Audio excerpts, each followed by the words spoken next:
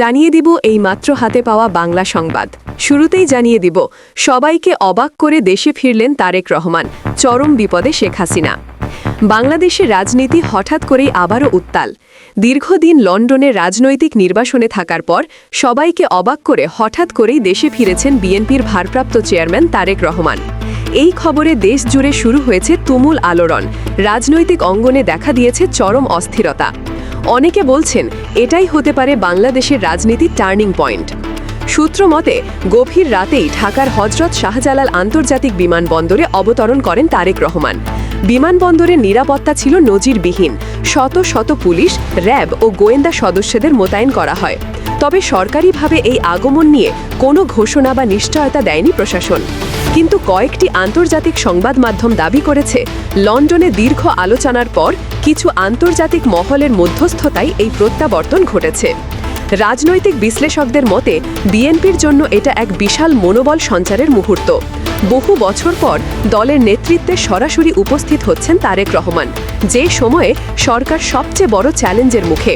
অর্থনৈতিক সংকট, বৈদেশিক মুদ্রার ঘাটতি এবং জনগণের মধ্যে ক্রমবর্ধমান অসন্তোষ। দলীয় সূত্র জানায়, তারেক রহমানের দেশে ফেরা বিএনপির আন্দোলনকে নতুন গতি দেবে। আগামী ৪৮ ঘণ্টার মধ্যেই রাজধানীতে বড় ধরনের সমাবেশ হতে পারে, যেখানে তিনি সরাসরি উপস্থিত থাকবেন বা অন্তত ভিডিও বার্তা দেবেন। অন্যদিকে আওয়ামী লীগের শীর্ষ পর্যায়ে নেমেছে চরম চাপ। একাধিক সূত্র জানাচ্ছে, প্রধানমন্ত্রীর কার্যালয়ে জরুরি বৈঠক ডাকা হয়েছে। সেখানে আইন শৃঙ্খলা বাহিনীর উচ্চ পর্যায়ের কর্মকর্তারা উপস্থিত আছেন। তাদের মূল আলোচ্য বিষয় কিভাবে এই হঠাৎ প্রত্যাবর্তনের প্রভাব সামলানো যায় এবং রাজনৈতিক পরিস্থিতি যেন নিয়ন্ত্রণের বাইরে না যায়। সরকারপন্থী বিশ্লেষকরা বলছেন, তারেক রহমানের দেশে ফেরা মানে বিএনপি আবারও মাঠে নামবে পুরোদমে, যা আসন্ন জাতীয় নির্বাচনের আগে আওয়ামী লীগের জন্য বড় চ্যালেঞ্জ হতে পারে। এই ঘটনার পর দেশ জুড়ে শুরু হয়েছে রাজনৈতিক উত্তেজনা। বিভিন্ন শহরে বিএনপি কর্মীরা আনন্দ মিছিল করছে। অন্যদিকে আওয়ামী লীগ নেতারা বলছেন, আইনের ঊর্ধ্বে কেউ নয়। তারেক রহমানের বিরুদ্ধে একাধিক মামলার রায় এখনও বহাল রয়েছে। তাদের দাবি, তিনি দেশে ফিরলে আইনের মুখোমুখি হতে হবে। তবে বিএনপি নেতারা পাল্টা যুক্তি দিয়েছেন, তারেক রহমান স্বেচ্ছায় ফিরেছেন, যা প্রমাণ করে তিনি জনগণের রায়ের প্রতি আস্থা রাখেন। রাজনৈতিক বিশেষজ্ঞরা বলছেন, এই প্রত্যাবর্তনের মধ্য দিয়ে বাংলাদেশে নতুন এক অধ্যায় শুরু হলো। একদিকে জনমনে পরিবর্তনের আকাঙ্ক্ষা, অন্যদিকে শাসক দলের ভয় ও অনিশ্চয়তা।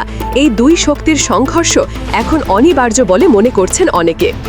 আন্তর্জাতিকভাবে এই বিষয়টি গুরুত্ব সহকারে পর্যবেক্ষণ করছে জাতিসংঘ, ইউরোপীয় ইউনিয়ন ও যুক্তরাষ্ট্র। তারা বারবার জোর দিচ্ছে ন্যায্য ও অংশগ্রহণমূলক নির্বাচনের ওপর।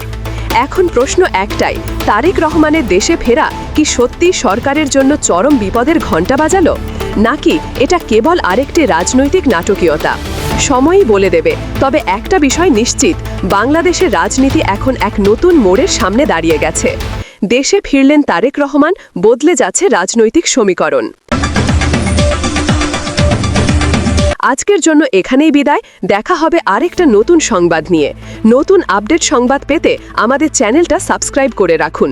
আর আপনি কোন জেলা থেকে ভিডিওটা দেখছেন কমেন্টে জানিয়ে দিবেন।